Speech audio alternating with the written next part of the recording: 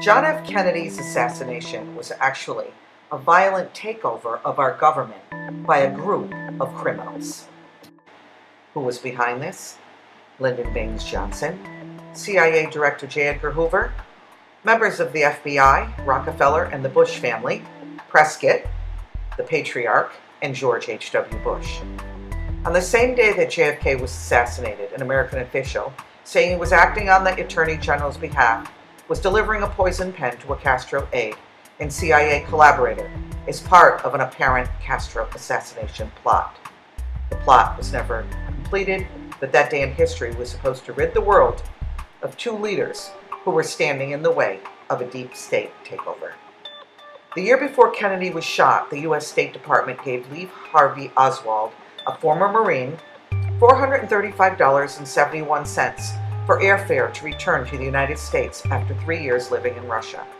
Vice President Lyndon Johnson told CBS newsman Walter Cronkite in 1969 that he believed a foreign power was behind JFK's death. I can't honestly say that I've ever been completely relieved of the fact that there might have been international connections, he said. Johnson requested the comment be removed from the interview for national security reasons, and it only aired after his death. November 24th, Oswald was then shot by nightclub owner Jack Ruby while being transferred from the city jail to Dallas County Jail. Oswald was pronounced dead a short time later. Ruby was convicted of Oswald's murder in 1964 despite a plea of insanity. Ruby developed lung cancer in prison and died in January 1967. A 1979 U.S. House Committee inquiry found Kennedy was probably assassinated as a result of a conspiracy, and that there was a, quote, high probability a second gunman as well as Oswald fired at the president. Bobby Kennedy had his suspicions, and they went from Cuba to the Mafia to the CIA. And as he investigated further, the lines separating all three of them had become very blurry. There was no love lost between Robert Kennedy and the mob, since Bobby and his presidential brother Jack worked tirelessly to stop all of the drug trafficking and other mob-owned businesses in the United States. On June 5, 1968, the new presidential candidate Robert F. Kennedy was fatally shot at the Ambassador Hotel in Los Angeles shortly after winning the California presidential primary in the 1968 election. And Robert F. Kennedy died the next day. Robert Kennedy was assassinated because he took over his brother's fight against the CIA, the Mafia, and corrupt Texas interests founded by, yes, Lyndon Baines Johnson. The Kennedy brothers discovered LBJ and his criminal activities and wanted him in jail. But LBJ had his own personal hitman, Malcolm Wallace, who killed anyone who was going to expose LBJ and his corrupt practices. With the Kennedys gone, a political coalition formed around Martin Luther King Jr.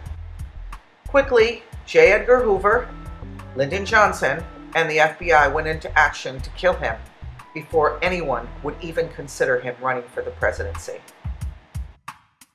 You see, Lyndon Johnson wanted King dead, and he pretty much said it in his own words. These Negroes, they're getting pretty uppity these days, and that's a problem for us, since they've got something now that they never had before.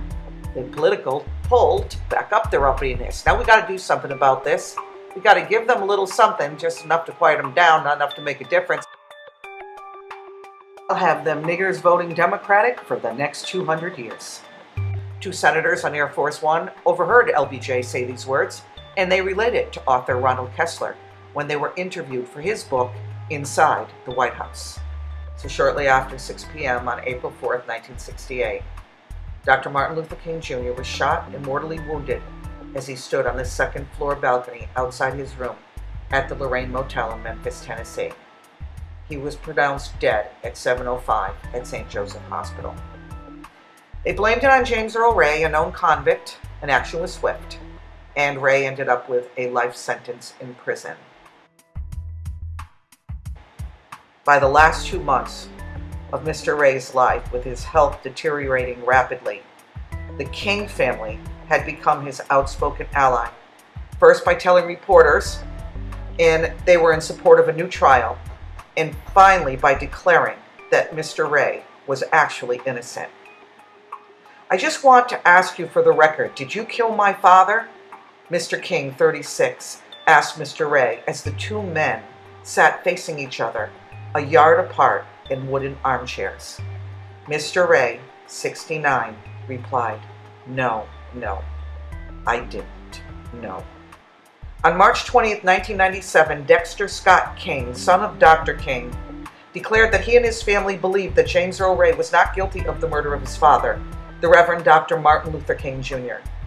In a televised interview, Mr. King asserted that President Lyndon B. Johnson must have been part of a military and governmental conspiracy to kill Dr. King.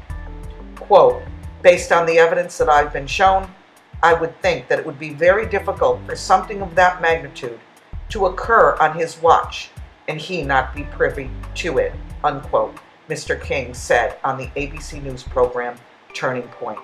"I am told that it was part and parcel Army intelligence, CIA, FBI. I think we knew it all along," he said in the interview.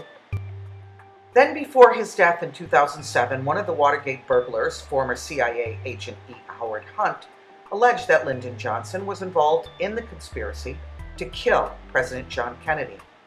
Also in the 2013 New York Times best-selling book written by Roger Stone with Mike Colapetro, the book, which accuses Johnson of complicity in at least 6 other murders, also quotes Richard Nixon, who was Stone's former boss, saying, "Lyndon and I both wanted to be president. The difference was, I wouldn't kill for it."